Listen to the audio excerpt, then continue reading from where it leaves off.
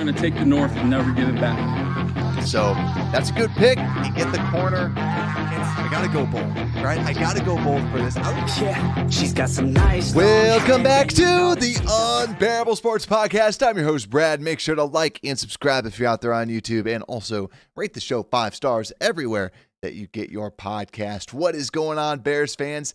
Today, it's Packer Week. We are breaking down the Green Bay Packers. FGB's out there in the chat. Let's go, Bears fans. We got to break this down because now they're coming into Chicago, and we have to talk about what's going on. There's been a lot of injuries out there too from the Bears side. So who might be out? Who might have to step up with this game as well? Because this game is gonna be interesting for sure. Because this is big playoff position. 10 wins for the Bears. We're looking to make that 11. And let's see. We got Drax out there. We got J2K Bear down, everybody. And yeah, feeling a lot better now. It was like after one day, all of a sudden things went well. Still got the good old box of tissues, right next to me, right next to the office and everything like that. But still doing well. And yes, sir, FGB. So yes, we will be breaking this all down. And also because we just talked about this game, normally I always like to preview the opponent almost more just because we know what we do well for the most part.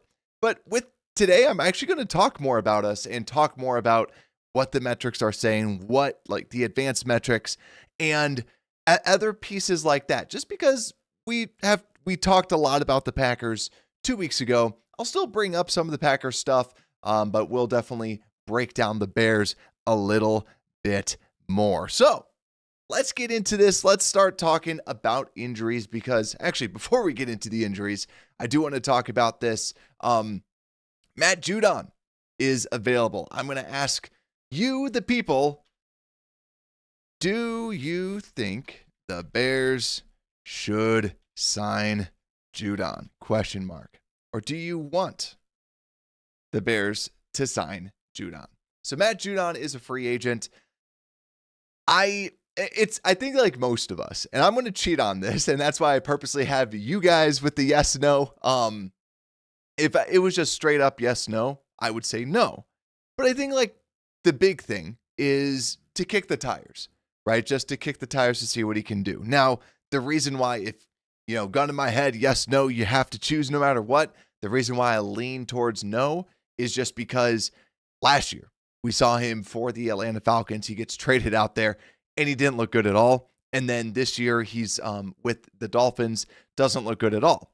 Now, the counterpoint that I've heard is that you see what Jalen Phillips has done in Philadelphia, and he's been great.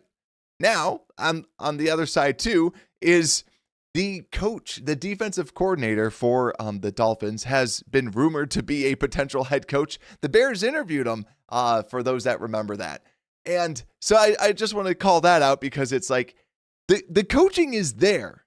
It's not like a bad coach, but that's where, if you can, that's where I think like the biggest thing, you might as well just kick the tires. If you can, kick the tires because this is someone that they've wanted. He's a bigger bodied guy that could probably come in and, potentially give you upside. I believe that he's the worst graded defensive end according to PFF. He was one of the worst last year as well. So not a promising piece there. Let's see what you got. It can't hurt, especially because of your defensive line and just how bad this defensive line is. If you had a good unit, that'd be nice. So that's the big piece, but we'll see. We'll see what they end up doing. This was one of Ryan Poles' guys. He had the opportunity to sign him this year. Didn't really kick the tires there. So maybe he gave up on it, or maybe he's not someone that they want out here. So definitely we'll check that out. But let's get into the injury impact.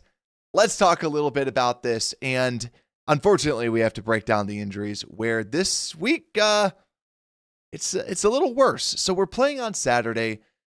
And when we're looking at this injury report, Luther Burden and Rome Odunze, those are the headliners. They did not participate today. They did not participate yesterday. Now, yesterday, it was a walkthrough, so they didn't really run a true practice. It was just more estimated.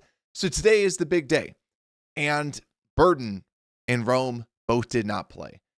my guesses, right? So they didn't participate. Amen Agbangbamiga did not play as well. So if I'm seeing this right now, my guess, Agbangbamiga and Rome Odunze will not be out there.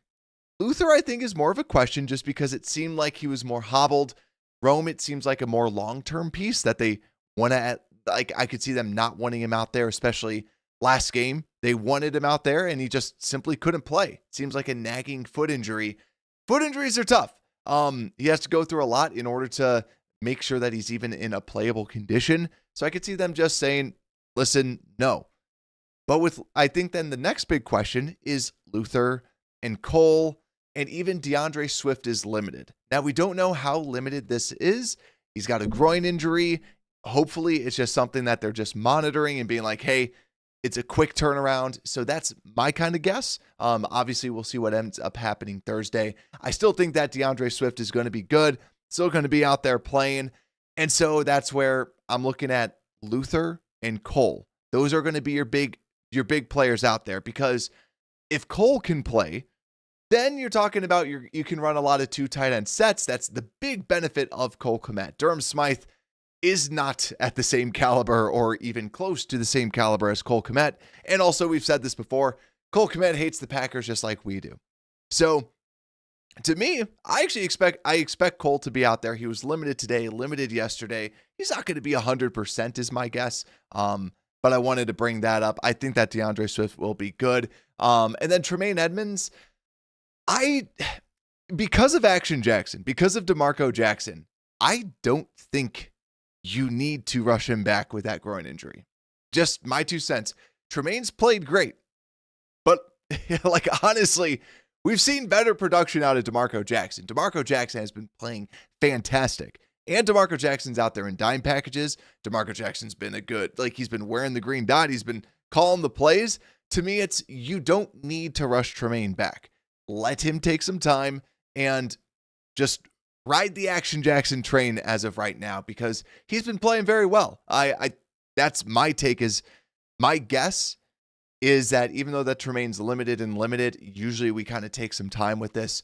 I could see him not being out there, and but otherwise, you're talking about a really good linebacking core that we're going to have out there. Because if Tremaine's healthy, I could see him just more so limited with it all. So that's my take on that. But yeah, Homer, Bagent, and Billings, all full participants. But that's the way to kind of look at the Bears injury report. But let's see what y'all are saying out there. What's good, Mark? How are you doing? Bear down to you, my friend. Hope all is well. And then, yeah, J2K saying it's Jahdae Walker time. Yeah, so let's say both wide receivers don't go. You're talking about Jahdae Walker is really going to be one of those backups. Olamide is your number 2 wide receiver. And Devin Duvernay, as we've seen in limited sample size, he's been good. And I said this when we signed Devin Duvernay, that he's kind of like Olamide being your number 3 wide receiver. It's a good option at number 3. You're not over the moon by anything, but that's a good number 3 option. Duvernay is a good number 4 option.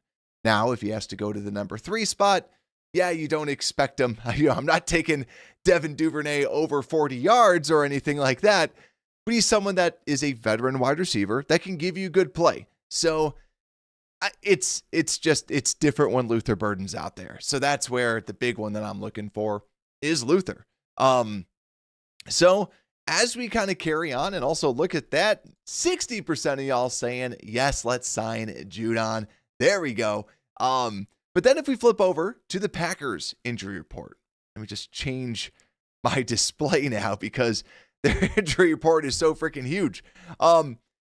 Again, it almost seems unnecessary, the amount of just like tiny little nagging injuries that the Green Bay Packers have out there. So if I'm reading this properly, right, the quick stuff is, first off, Micah Parsons, he's on IR. We saw what happened with his ACL. He's not going to be out there. Then the next person that I would guess is not going to be out there, or like the group, because I'm just looking at DNPs, right? Josh Wiley did not participate because of a concussion. He's a tight end. My guess is he's not out there. Evan Williams, the safety, did not participate with his knee injury today. My guess, he's not going to be out there. And Zach Tom, he was banged up. A lot of people are expecting him not to be out there. So I agree with that. Now, Jayden Reed did not participate because of a personal matter.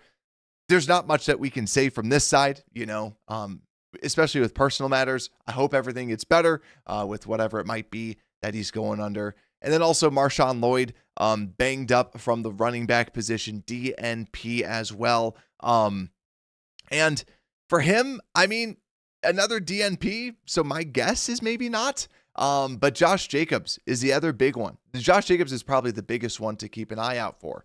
Running back, he chewed us up, did not participate with a knee and ankle injury. So if I'm guessing, that to me seems like a game time decision type of piece. Just from the get-go, it just kind of feels like a game time decision. My guess is he's probably going to end up playing. But everyone else, like Lucas Van Ness, Christian Watson as a surprise. I thought that he broke his collarbone, the way that he went down, the way that he acted. But him, Lucas Van Ness, I expect him to be back as well at the defensive end spot. So kind of the replacement of what they have with Micah Parsons. But Van Ness, he's played decently this year, so it's nothing to scoff at. But he's been a solid player. He's just not Micah Parsons. No one's Micah Parsons except for like Myles Garrett and Max Crosby, right? Yeah. So those are going to be the big ones, probably missing. So Zach Tom, I think that he's going to be out, and that's just going to be huge for the Bears. So that's enough injury talk for right now. Let's get in to the opponent breakdown. Let's start talking about the Bears offense versus this Packers defense. So last time that we were talking about these units that they're going to be going against, this Packers defense is good. Overall, when we're looking at just the general EPA per play, this Packers defense, 17th EPA per play overall, 22nd EPA per pass. Now, they don't give up a lot of passing yards, but EPA likes it when you pass it against them. But third in EPA per rush. And with some of those other little advanced metrics, when you look at how to kind of attack this Packers defense, it's in the intermediate zones. We talked about this when we were previewing them. They're 29th in EPA per play over the middle of the field, or 21st over the middle of the field, 29th when you're attacking that intermediate zone. So how do we pass against those specific parts? So from a passing perspective, when I'm looking at what we've done with Caleb Williams, I'm just pulling up my stats right now. Something just to kind of keep in mind is that when we're just I'm looking at just simple PFF passer grade from Caleb Williams. So Caleb Williams as a quarterback is the 19th highest graded quarterback according to PFF. Reason why I'm using PFF numbers is because quarterback rating, like we know that he's got a good quarterback rating and different things like that. And also it can fluctuate just because of you throw a really good deep ball or you complete one over the middle, it breaks out for a long gain or something like that. It's not as great. That's the reason why I'm bringing this up. So deep, out of 43 qualifying quarterbacks, Caleb has the 10th highest PFF grade when throwing deep, 9th highest when playing with play action, 27th on non-play action snaps. So fun fact right there. Pressure rate 17 when he's pressured. He's the 17th highest graded, but 27th highest pass. It just kind of highlights the way that he runs with the football when he does get pressured. And that's really kind of the calling card of what he's been able to do when under pressure. When kept clean, 14th highest PFF grade, 15th highest when no blitz, 12th highest when blitz, which I thought was crazy. And also when he throws less than 2.5 seconds, he's 25th, and more, he's more than 2.5 seconds, he's 12th. Then also just overall rating, intermediate. He is 32nd out of 43 qualifying quarterbacks. He's 10th when attempting deep, 24th when attempting short passes, 27th behind the line of scrimmage. So wanted to throw out a little bit of some of those numbers because when we're talking about just the intermediate, right? I can pull up the stats and I can say that the weakness is attacking the intermediate side of this field. But also we can pull up the other advanced metrics and say Caleb has actually struggled attacking that intermediate zone. He's been great with the deep ball. And, with the other spots, he's been solid. But that intermediate zone has been something that, that's where we're starting to see some of those passes sail a little bit. But still, over the middle of the field, Caleb has been very good, which I do feel that the Bears should be able to attack and take advantage of this Packers team. Now, when we also were looking at last time, Caleb Williams had a scramble. I believe it was up to 12 times. He ended up going 3 for 9 when he was throwing his passes. And now, without Micah Parsons, you're talking about a much severely nuked defensive line for this Green Bay Packers unit. Now, like I said before, Lucas Van Ness is still a solid player. And also, Rashawn Gary is a good player. I think that Rashawn Gary, Montez Sweat, they're in like the same caliber, where they're just like a good defensive end. But now Rashawn Gary is going to go back to how Rashawn Gary had to play last year, where he is the guy. So he's going to be the guy. You got to try and take him out, he's going to have to be the person that really elevates his game. Now, without Parsons, that brings everybody else down a lot more, and that's where a lot of our optimism comes down with all this and just feels a lot better. And that's why, too, I see Mark out there. Yes, you can get an FGB. F Green Bay, most definitely, sir. And then also you got Tony, bear down to you, too. So, yeah, it's exactly. And hit that like button for the FGBs. What's good, Bears? See ya as well. And that's the big thing, is that with this game, without Micah Parsons, right? The thing I'm so excited to see is the way this offensive line is going to be blocking. Keep in mind, and I'm actually got to keep this in mind for myself just so I can kind of pull this up for y'all. So last week, Bears went against Myles Garrett. The week before that, they went against Micah Parsons. The week before that, Nolan Smith and the Eagles defensive line. Week before that, the Steelers defensive line with Nick Herbig and TJ Watt. The week before that, the Vikings with Jonathan Grenard, and so they've been, and then Giants having great defensive ends as well. Then the week before that, you're talking about Trey Hendrickson. So you're talking about all these great defensive ends and really good defensive lines that they've been going against. And now without Parsons, I'm really curious to see how they attack this. Because yet again, pulling up the tape, what we see this Bears team doing is that they're helping out Ozzy Trapillo, which yet again, we did not see Thomas Brown. We did not see Matt Eberflus, Shane Waldron.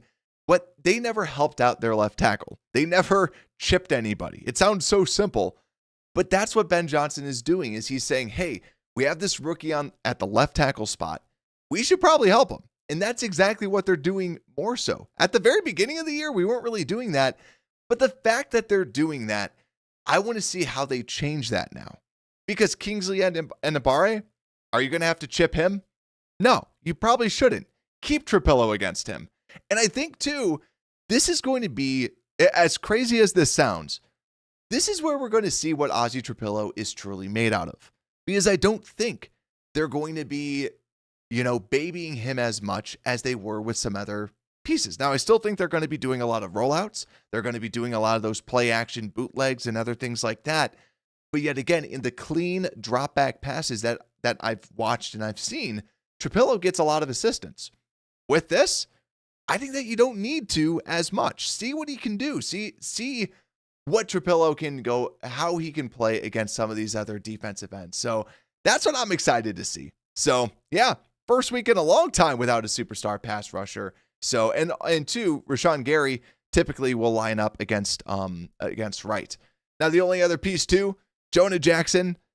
For the life of me, Jonah Jackson plays really bad against NFC North opponents. Hopefully he doesn't this week. So, passing game should be good. We have not yet spoken about this running game. Where this running game is, y'all already know. This running game, third in EPA per rush, and they're going against the third EPA against the rush. This rushing attack, this is what happens when you can run the football, because it's general fundamentals. We were able to run it against the Packers. I'll pull up the stats real quick. We were able to run it against the Packers last time we went against them. Swift, 4.8 yards a carry, which was surprising to me. The way he played, how hard he rushed, and then Kalmanon guy, 4.1 yards a carry. Last game, we were going out and we were trying to pass it. We were trying to show and prove that we could pass the football and look what we can do. With this, run the damn ball. Run the damn ball, Ben Johnson, because as soon as we started doing that, this run game started everything up. When we were able to run this football and we started it out, we established we're going to punch you in the face. We're going to hit you hard, and we're going to keep on running this way. And the big reason why that's so important, and I talked about this last time, this Packers defense, now they have been better. When we talk about, they have been a lot better up the middle than they were. You know, it seems like they're now scheming against this. But still, they're weak up the middle. Like, look at the players that they have. Brinson and Brooks are going to be their defensive tackles up the middle. Attack that.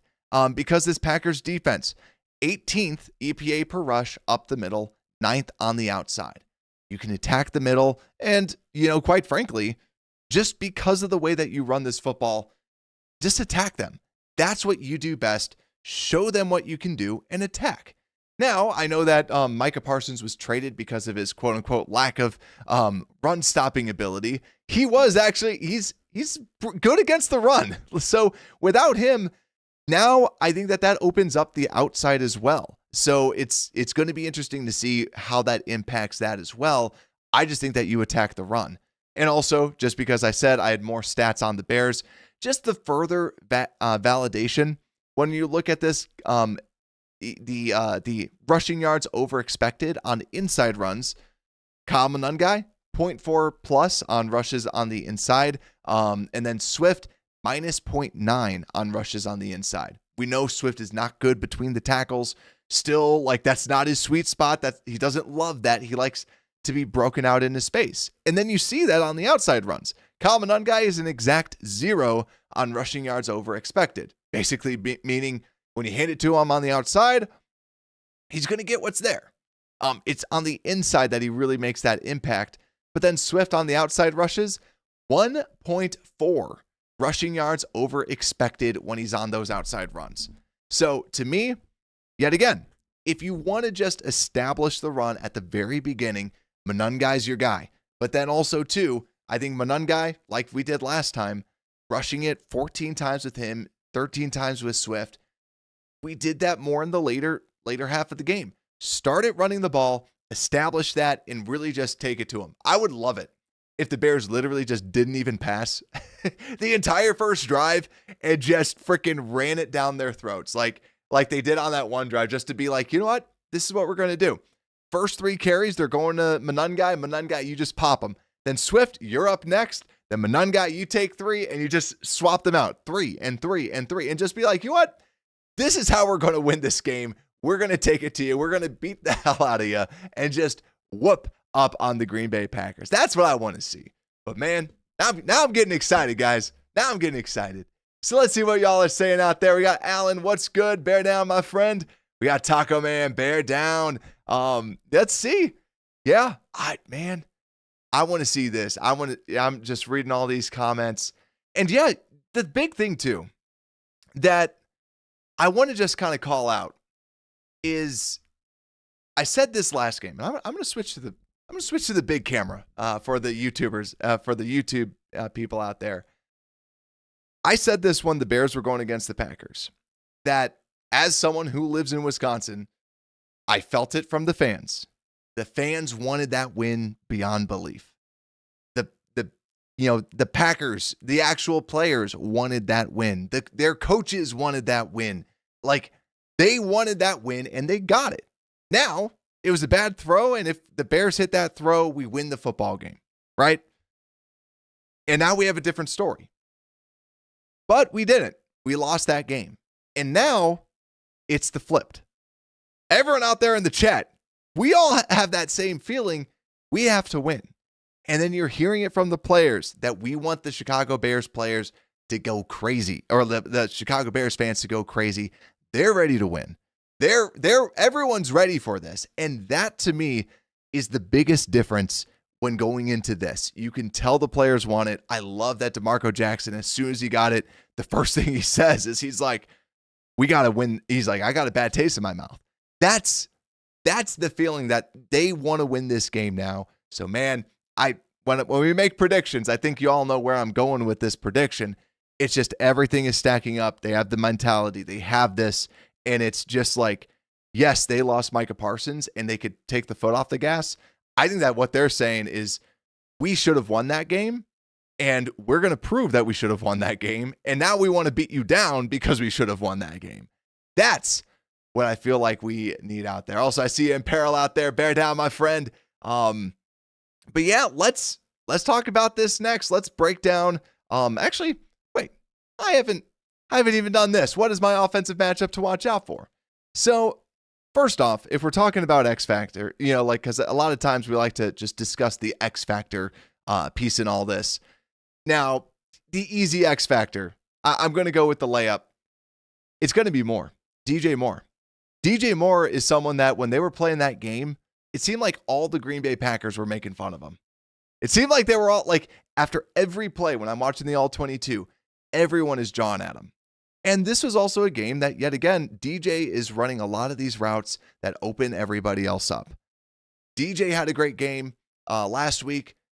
DJ, it's your time to shine now again. And I feel, too, when you don't have Burden out there, when you don't have Rome, think about that in practice. Think about that as if you're Caleb Williams and you're back there, you don't know what your other wide receivers are doing. I think that this is going to be another big-time DJ game, and I think that DJ is going to, it's Caleb and DJ, and it's that feeling of you're locked in a room with someone that you do not know. You're going to learn who that person is. You're going to talk to that person, right? Right now, it's just him. He knows that DJ is going to be out there, and he needs a wide receiver that he can connect with.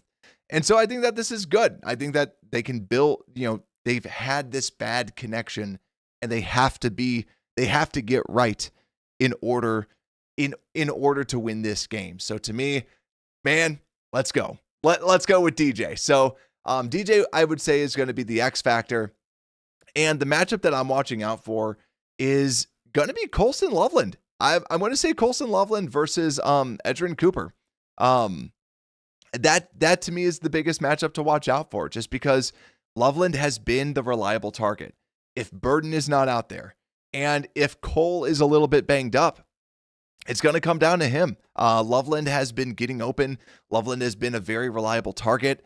And I feel like you see a shift where before, at the very beginning of the game, the year, we would see that anytime that Caleb needed to go somewhere, he would look at Rome's way, and Rome would beat his man. He'd throw it to Rome. He felt comfortable.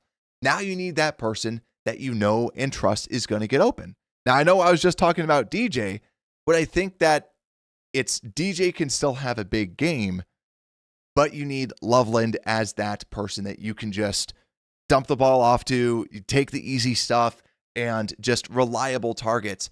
That's what he's turned into. Because of his route running ability that we saw in college, that's translated over to the next level. So those are the ones that I feel that with that. But now let's flip over to the Chicago Bears defense, where we have to talk about the number 5 highest graded linebacker in the league, DeMarco Action Jackson. You love to see it. 83.8, ladies and gentlemen. 83 freaking .8. DeMarco Jackson's been a freak. He's been an absolute beast. His coverage grade in zone coverage is 91.1. For those that don't know PFF grades, that is an elite grade. And yet again, I know some people don't love PFF grades, but I'll tell you from watching the tape, he deserves that. The man has been great in coverage. The man has been playing phenomenally, and just it's great to see. And then you have TJ Edwards too, 10th highest graded linebacker. They're playing very, very well in the middle. Yet again, we'll have to see what Tremaine Edmunds is doing. But man, you got some great linebackers on that interior. And like I said before, Tremaine Edmunds can wait a little bit with the way that these linebackers have been playing. Now, the next big question is going to be with these cornerbacks, because as we saw last time that we played against them, these corners got chewed up because yet again, we were blitzing, which yet again, you do not blitz Jordan Love. I said this before. Don't blitz Jordan Love. You have to get pressure with 4. Do not blitz him. And without Zach Tom, Sweat can maybe get some pressure. Dexter can maybe get some pressure. Jarrett might be able to get some pressure. This is a big game. let them go out there and try and get that. Joe Tryon-Shoyinka, he went off. He had a very, very good game last game. He's got he actually has the team's highest pass rush win rate at 16%. Just let the 4 cook, right? They're not the best cooks, but let them cook, because when you sent a blitz, bad things happened. And because he was able to see it and he was able to kind of dump it off to a quick little person that way. So the other piece too is when we're looking at just man coverage, and this highlights a lot. CJ Gardner-Johnson's coverage grade is a 38.5 in man coverage. Awful. And McLeod, 41.5. TJ Edwards, 50. Right? Now, when you switch it over to zone, TJ Edwards' coverage grade is 78.7. Yet again, Edwards plays better in zone coverage. We just play a lot of man-to-man. Kevin Byard, his jumps from 54 in man to 71 in zone. And then, Nahshon Wright, 61 in man, 56 in zone. So he's just kind of been both, solid in both. But yeah, CJ's jumps to 56 when he's in zone coverage, just in case if anyone was curious. And Jaquan Brisker, his flips the other way. He's 67 in man coverage and 44.8 in zone coverage, according to PFF. So just fun little factoids out there with it. So my whole goal, don't blitz. You're going to have to win with your front 4. Let your other players play. And then Jalen Johnson then is the big question mark to me. Jalen Johnson, he did not look healthy. He hasn't looked healthy. He hasn't looked like the Jalen Johnson that we're fully used to. Now, if Christian Watson is out there, Christian Watson is a crazy athlete. And when you have CJ Gardner-Johnson, who's not the fastest corner, and then you have, he's like a safety going against a super fast wide receiver, and then you have Jalen Johnson, who is slow coming back from his injury, and he's never been the fastest corner out there. That's where there's going to be some mismatches. So if Watson's out there, he's going to be, he's a big time mismatch. And also the Packers, they draft fast people. They draft people that can't catch, but can run routes or not run routes. Just they're shifty. So they'll draft shifty people rather than actual receivers. But yet again, like I was saying, just the way to attack them is maybe throw in some zones and just try to get some pressure with the first with the front 4. Other things too. So from a receiving perspective, let me just load up their receivers. Like we said, Christian Watson's been a beast. He should be out there is my guess. But then also with Reed, we'll have to just monitor if he's actually going to be back. But then you got like a Romeo Doubs and a Dontavian Wicks, just solid players at the wide receiver position. Again, don't blitz Toyotathon Jordan Love. He's the second highest graded quarterback according to PFF. And Josh Jacobs may or may not be out there, second highest running back. My guess is they're probably just like, let him rest. And we'll see.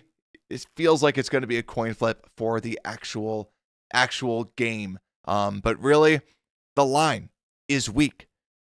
Yet again, don't blitz. Let your people attack. Let your people go out. Rasheed Walker is the best player that's going to be most likely healthy, assuming Zach Tom's not going to be there. And he's the 41st highest graded offensive lineman according to PFF. So if you want to just like completely line up grades and completely just put them side by side, Ozzy Trapillo-esque type of left tackle. So our worst tackle is their best, essentially. Like, yet again, we're comparing two specific PFF grades together. So there's a lot of nuance in between, but that's just, I want to use that as just as a display of, if you know that a line is bad, let your front 4 truly attack this. So that's going to be a big game plan. That's going to be a big focus. And also too, last little bit, when we talk about the Packers, wrap up Josh Jacobs. They have the 4th highest EPA on inside runs, 26th highest when they run it outside. So not great at running it outside. And as we saw last time, they have to run it inside because their offensive line is bad. Josh Jacobs has to, force people to just make a miss. That's where the tackling is going to be the most key. I would not mind it if you even throw out like a Noah Sewell to try and be one of those run stoppers to just try and stop Josh Jacobs. stop the run, stop Jacobs from and just bring him down, because that was one of the things that killed this last game is wrap up and just everybody rushing to bring them down. So let's see what's out there in the comments. And I agree, Taco Man. We need to draft an edge. That's the key. And that's why I also love that Trapillo's looking solid, is because it forces you, rather than, like I said before, I don't love a lot of right now, a lot of the tackles are right tackles. Still have to do my draft coverage. But to me, yeah, we need an edge. We just need defensive linemen. And we'll have to see what they end up doing with the safeties, because we're literally losing every single person that can play safety for us this year in free agency. So we'll see. To me, yeah, I would just literally be like, all right, we're going to just add 1 million defensive linemen, because I still don't trust Dayo Adengbo. And also Shamar Turner coming back. To me, treat that as a treat rather than anything else, and we'll see what he can kind of turn into. So let's talk a little bit about what is the defensive matchup to watch out for inside of this group. And to me, it's going to be, honestly, it's just going to be Montez Sweat versus whoever's at right tackle. If it's Zach Tom, if it is Zach Tom or if it's their backup, he's going to have to win. He's going to have to take over. You're the highest paid player on this defensive line. You need to take over. You need to dominate. And he's been playing very, very well. And actually, you know what? I'm going to flip it. I'm not going to say Montez Sweat. I'm going to give it to the other man that's very, very highly paid on our defense, and that's Grady Jarrett. I'm going to say Grady Jarrett versus Aaron Banks, because both of those players are overpaid. Grady Jarrett got his first sack last week. Grady Jarrett, you need a great game, and you need to just keep playing. You need a really good game. You need to elevate, because yet again, we should not be sending a blitz. This defensive line has to get home with just 4. So to me, that is what I'm going to say as my matchup to watch out for. So now, speaking of edges, let's talk about another type of edge. Let's break down never mind. Special teams review. Don't mess it up. And Cairo, get used to hitting a hard ball, right? I don't know. If I'm Cairo, I'm going over to Soldier Field and I'm just freezing the ball and I'm kicking it. And also, let me actually see probably the most important thing. Let me check out this weather. Chicago weather. 7-day. All right, let's see. Never mind. Yeah, Cairo's going to be fine. It's going to be a high of 41. Yeah, high of 41. Yeah, he's fine. He's fine. He's going to kick it well. Yeah, not really bear weather. It'll be kind of chilly, but man, that's fall weather right there. That's spring weather right there. Oh man, tomorrow it's going to be 48 in Chicago. Jeez. Don't melt the snow. Come on. But anyways, so yeah, it's looking, yeah, so what I'm seeing right now, maybe at kickoff it's going to be 30, but yeah, right now it looks like low of 18, high of 41, Saturday the 20th. So yeah, actually never mind, it'll probably cool off a little bit. So then yeah, probably around 30 degrees come game time. So Cairo will then kick the footballs in. But let's talk about who has the edge. Bears offense versus this Packers defense. I'm giving it to the Bears running attack, right? Bears running attack is able to, I feel confident the way that they've been able to run the football, the way that Swift has been running the football, huge kudos goes out to Swift. I've been a notorious Swift hater I've been critical of Swift because he deservingly so. He's not been someone that is great at finding the hole. He's not been someone that runs with this much power. And, kudos to Eric Bieniemy. So, seriously, kudos to Eric Bieniemy for what he's been able to do with them. But yeah, I just thought that, sincerely, it's just, Swift's been great. Running game, edge all day. And then we talk about the passing game. And the passing game, because of the injuries, I'm going to give I actually want to give slight edge to the Bears. After the way that Caleb played last week in the cold, playing at Soldier Field, I'm going to give it to the Bears and no Micah Parsons. Let's go. 2 edges to the Bears offense. Then we flip over to this defense. I'm going to I'm going to give the edge to the Packers passing attack just because I think that they're going to, Jordan Love is good. It's still Toyotathon. So since it's still Toyotathon, I'll give it to them. But then when we get to the run defense, I'm going to actually give it slightly to the Bears run defense. I think that when they focus on the run, they're going to stop it. And if Josh Jacobs isn't out there, you're talking Josh Jacobs is really good. He is a good player. He's someone that can break those tackles from him. Everyone else, I don't think so as much. And I think that this Bears defense is going to be feisty. So I'm giving it to the Bears run defense. So now let's go through this. So first off, 71% of y'all saying yes, sign Judon.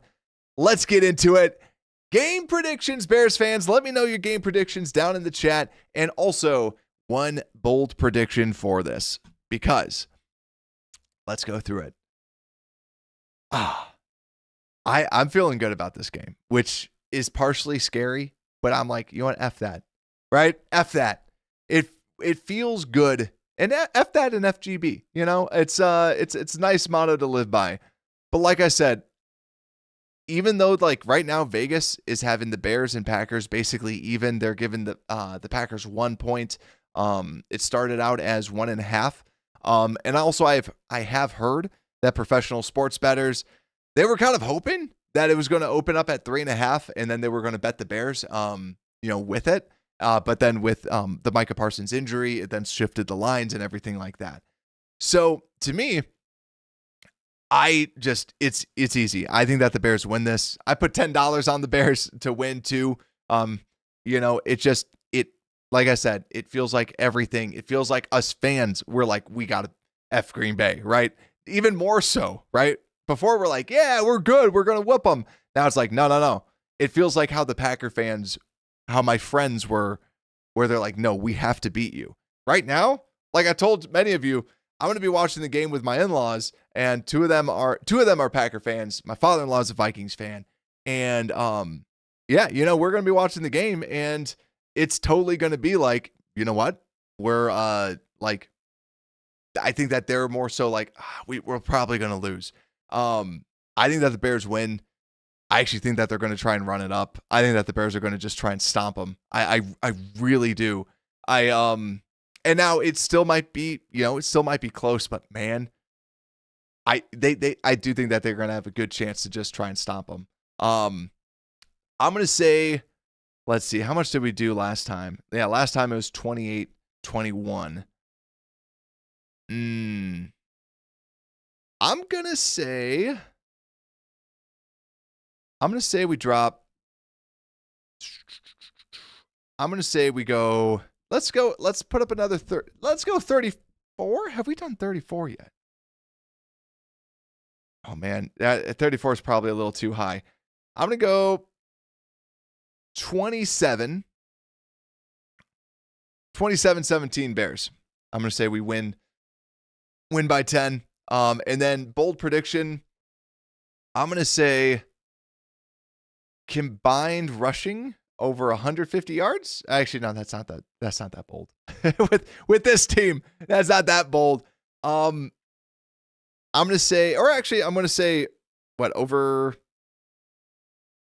I was going to say over 500 yards total. No, it's going to be an over 400 over 400 yards total type of game. I think that we're going to be just trying to just stomp them. Like I said, I think that we're going to be trying to pass it. I think we're going to try and run it. So I'm going to say over 400 yards total. I'm going to say that we have 3 sacks on the defensive line. I'm going to go with that. I'm going to say it's going to be a big sack party for the defensive line, and I'm going to say that they go 3. So that's what we're going to go with. Let's see y'all's predictions. We got Drax's wife saying 28-24. Love it, Mrs. Drax. Let's go. And also, Drax, you have the perfect, icon for this time of year too. It's that every month you got the perfect icon. And then the bold prediction, 250 running yards. Let's go. Tony's is saying 30-28. That's his prediction out there. We got J2K saying 27-24 and saying Sweat has a monster game versus that backup right tackle. Taco Man with 30-12. Let's go. And then we got Joe out there saying 21-28. Chicago wins. Man, It's going to be good. Like I said, I'm going to be watching the game with some Packer fans. It'll be fun. It'll be fun. So I hope it's some run and attack. I hope it's just big time stuff like that. So, but yeah, we'll be covering the Bears. I will not be live on Saturday. I will be live on Sunday. So I'll probably even I might have to create a little emoji or something, but it will be Sunday. Will be the show, probably Sunday, 7:30. We'll kind of break things down there. So make sure to hit that like button, subscribe out there on YouTube. Hit the notification bell so that you know when we go live yet again on Sunday, not on Saturday. But with that, F Green Bay and Unbearable Sports Podcast, we are out.